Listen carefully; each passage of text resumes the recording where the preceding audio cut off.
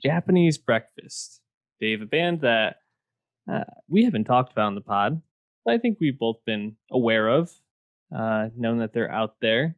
Indie band, um, which is headed by a Korean author and musician, obviously, Michelle Zauner. And she's really the face of Japanese Breakfast, in my opinion.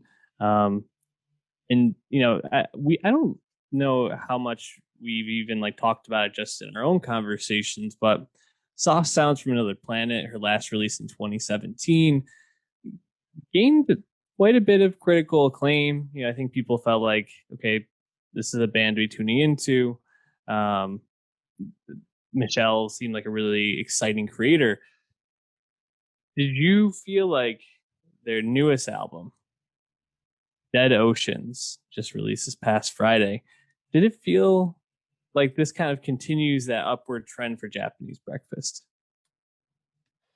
Yeah, the third album, Jubilee. The funny thing about all like the talk about it is that everyone's like, "Is this Japanese Breakfast like push into pop?" And it's like, I don't know about all that, but it's quite pleasant listen. I enjoyed the album.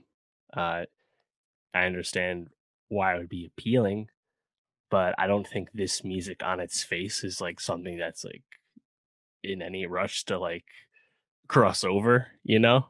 Like I thought that was kind of funny to see like that like I don't know, rhetoric going around about the album, like kind of like putting on like new expectations for the act. But the music itself, I think, is pretty good. Yeah, that thought about it like moving into pop. I think you can hear some of these songs feeling like they are a move towards pop. I think especially early on, a song like Be Sweet is like that disco pop jam that you hear from people like Dua Lipa. Obviously Mhm. not to Dua Lipa's level, but in that similar vein, it has a little bit of that like dancing queen type vibe to it at times. But I think especially in the second half, right around the middle of the album, this is where it kind of sinks away from that poppy sound to me, and it doesn't feel as palatable as most of the pop albums we talk about are. And I'm not saying that in terms of it being a bad listen. I found the whole thing really enjoyable, but kind of like right around like Posing in Bondage or Sit, I kind of started to feel like, okay, this is where that like indie, like Haim type comparison might come into effect for me. I think you can hear a lot of that influence throughout.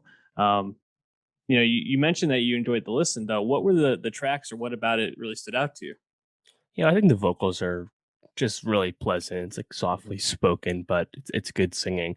But I was most struck with the just the instrumental arrangement, specifically in the beginning of the album, which I guess does lean more poppy.